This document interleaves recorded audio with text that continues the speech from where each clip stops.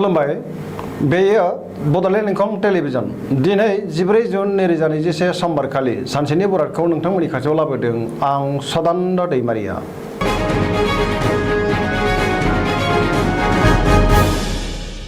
सिगां फरायनो लादों मेष राशि गिबि हांखो अ ल दिनैनि साना जोबोर मोजां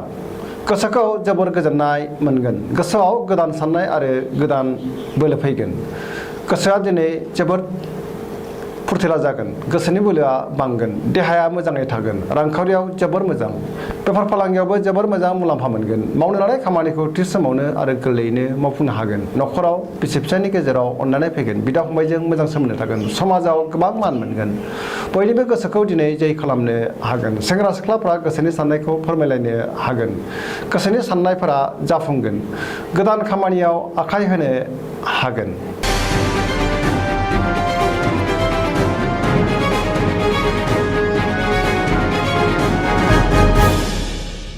वृष राशि गिबि हांखो इ उ ब दिनैनि साना जोबोर मोजां गोसोखौ जोबोर गोजोननाय मोनगोन मावनो लानाय खामानिखौ थि समावनो आरो गोरलैयैनो मावफुंनो हागोन रांखावरियाव जोबोर मोजां होनजायो आयआ बांगोन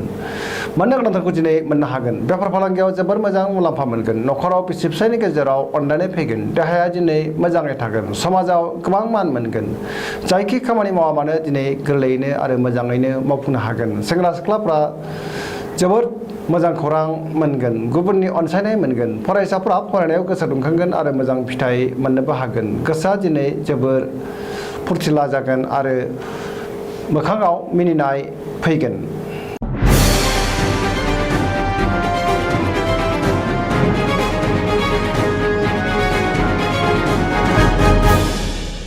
मिथुन राशि गिबि हांखो ख छ दिनैनि साना मोजां आरो गाज्रिनि गेजेरजों बाबेनलांगोन गोसोखौ जोबोर उसुखुथु मोनगोन सोरबा लोगोनिफ्राय हरखाबै गाज्रि खौरां मोननो हागौ देहाया दिनै मोजाङै थागोन अब्लाबो नाथाय जानाय लोंनायाव सांग्रां जानाया गाहाम रांखावरियाव मोजां आयआ बांगोन मोननो गोनांथिखौ दिनै मोननो हागोन बेफार फालांगियावबो मोजां मुलाम्फा मोननो हागोन नखराव अनलायनाय फैगोन गोसोनि बोलोआ बांगोन बिदा फंबायजों मोजां सोमोन्दो थागोन गुबुननि हेफाजाब नाथाय मोननाय नङा फरायसाफ्रा फरायनायाव गोसो दुंखांगोन आरो मोजां फिथाइ मोननोबो हागोन सोरबा लोगोनिफ्राय हरखाबै गाज्रि खौरां मोननोबो हागौ गोसोनि साननायखौ गुबुननो फोरमायनो हागोन गोसोआ दिनै जोबोर आला खाला जागोन।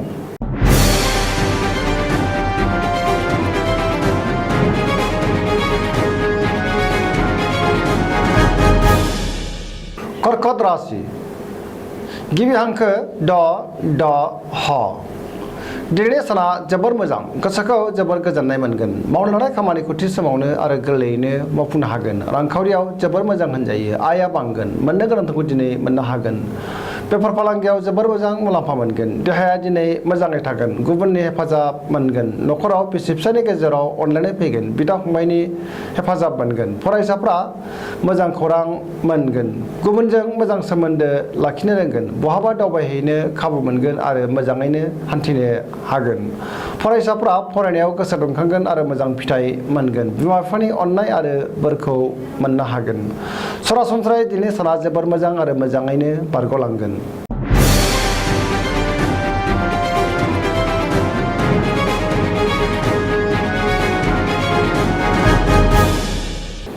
सिंह राशि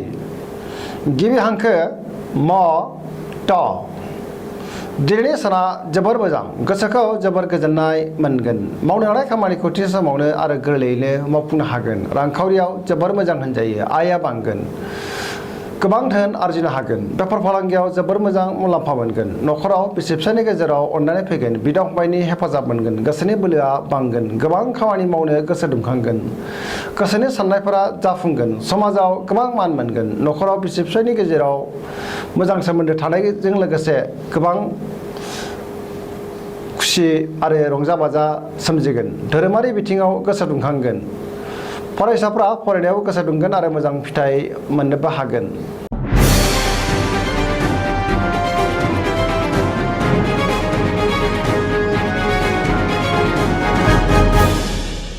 कन्या राशि गिबि हांखो प ट दिनैनि साना जोबोर मोजां गोसोनि बोलोआ बांगोन सोरबा गोजाम लोगोखौ बहाबा लोगो मोननानै गोसोखौ दिनै जोबोर गोजोननाय मोनगोन गोबां खामानि मावनो गोसो दुंखांगोन समाजाव गोबां मान मोनगोन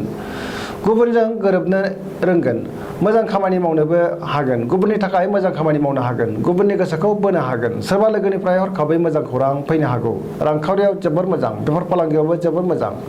देहाया दिनै मोजाङै थागोन नखराव बिसि फिसायनि गेजेराव अनलायनाय फैगोन बिदा फंबायनि हेफाजाब मोनगोन सेंग्रा सिख्लाफ्रा गोसोखौ दिनै जोबोर रमान्टिक मोनगोन गुबुनजों मोजां सोमोन्दो लाखिनो रोंगोन गोदान साननाय आरो गोदान बोलो फैगोन बयजोंबो बाख्नायजागोन गोसोनि साननाया जाफुंगोन पजिटिभ एनार्जिनि गोहोम गोग्लैगोन जेरावबो देरहासार जानो हागोन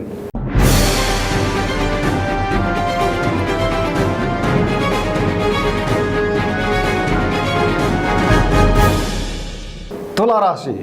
गिबि हांखो र ट दिनैनि साना जोबोर मोजां गोसोनि बोलोआ बांगोन बहाबा दावबायहैनो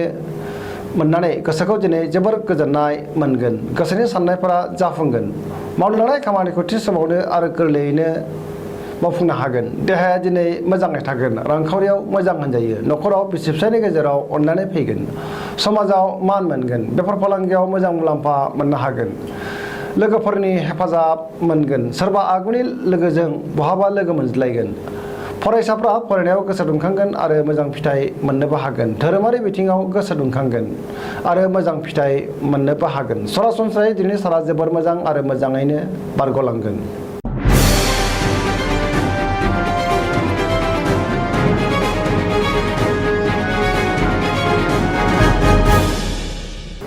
वृश्चिक राशि गिबि हांखो न स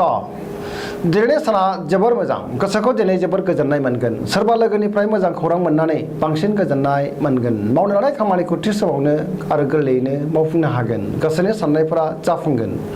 जेरावबो देरहासार जागोन नखराव अनलायनाय फैगोन रांखावरियाव जोबोर मोजां होनजायो आरजिनाय धोनखौ दोनथुमनो हागोन बेफार फालांगियाव जोबोर मोजां मुलाम्फा मोननो हागोन देहाया दिनै मोजाङै थागोन अब्लाबो नाथाय जानाय लोंनायाव सांग्रां जानाया गाहाम लोगोफोरनि हेफाजाब मोनगोन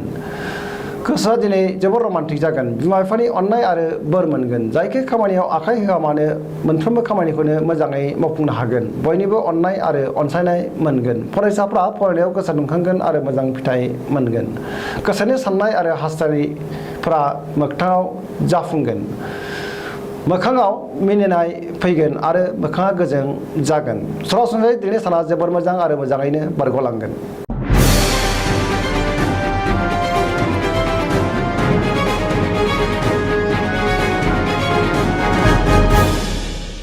धनु राशि गिबि हांखो ढ फ भ दिनैनि साना बारा मोजां नङा गोसोखौ जोबोर गुलाय गुजाय मोनगोन गोसोनि साननाया आद्रा जागोन सोरबा लोगोनिफ्राय गाज्रि खौरां मोननो हागौ मावनो लानाय खामानिखौ थि समावनो मावफुंनो गोब्राब जागोन गोसोनि साननायफोरा देबर नांगोन रांखावरियाव बारा मोजां नङा नाङा फाङा खरसाया बांगोन बेफार फालांगियाव खहा जानांनो हागौ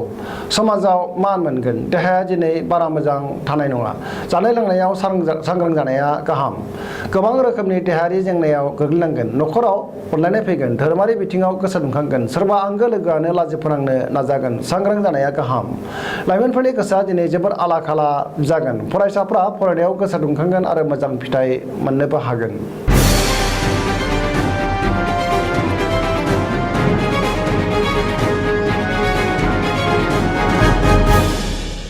मकर राशि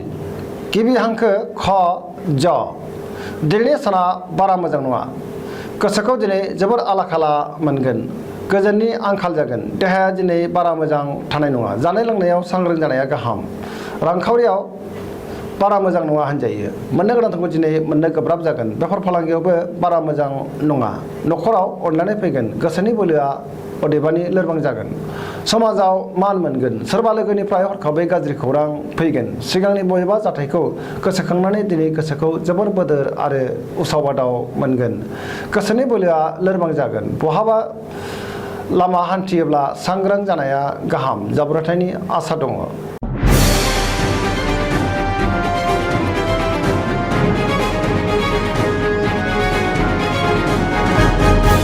कुम्भ राशि गिबि हांखो ग स स दिनैनि साना जोबोर मोजां गोसोखौ जोबोर गोजोननाय मोनगोन गोबां मोजां खाबु फैगोन मावनो लानाय खामानिखौ थि समावनो आरो गोरलैयैनो मावफुंनो हागोन समाजाव गोबां मान मोननो हागोन बयजोंबो अनसायजागोन रांखावरियाव जोबोर मोजां होनजायो बेफार फालांगियाव गोबां मुलाम्फा मोननो हागोन आरजिनाय धोनखौ दोनथुमनो हागोन देहाया दिनै मोजाङै थागोन अब्लाबो नाथाय जानाय लोंनायाव सांग्रां जानाया गाहाम न'खराव अनलायनाय फैगोन सोरबा लोगोनिफ्राय मोजां खौरां मोनगोन सेंग्रा सिख्लाफ्रा गोसोखौ जोबोर रमान्टिक मोनगोन आरो गोसोनि साननायखौ फोरमायलायनोबो हागोन फरायसाफ्रा फरायनायाव गोसो दुंखांगोन आरो मोजां फिथाइ मोनगोन सरासनस्रायै दिनै साना जोबोर मोजां आरो मोजाङैनो बारग'लांगोन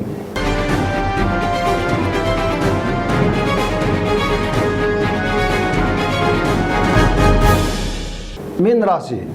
गिबि हांखो ड स दिनैनि साना जोबोर मोजां गुबुननि थाखाय मोजां हाबा मावनो हागोन गोसोनि बोलोआ बांगोन गोसोखौ दिनै जोबोर गोजोननाय मोनगोन गावनि गोसोनि साननायखौ गुबुननो फोरमायनो हागोन देहायाबो मोजाङै थागोन रांखावरियाव जोबोर मोजां मोननो गोनांखौ दिनै मोननो हागोन बेफार फालांगियाव गोबां मोजां मुलाम्फा मोनगोन न'खराव अनलायनाय फैगोन मावनो लानाय खामानिखौ थि समावनो आरो गोरलैयैनो मावफुंनो हागोन जायखि खामानि मावा मानो मोजाङैनो मावफुंनो हागोन आरो बयनिबो अनसायनाय मोनगोन सोरबा लोगोजों बाख्नाय जागोन गोसोआ दिनै जोबोर रमान्टिक जागोन फरायसाफ्रा फरायनायाव गोसो दुंखांगोन आरो मोजां फिथाइ मोननोबो हागोन धोरोमारि बिथिङावबो गोसो दुंखांगोन सरासनस्रायै दिनै साना जोबोर मोजां आरो मोजाङैनो बारग'लांगोन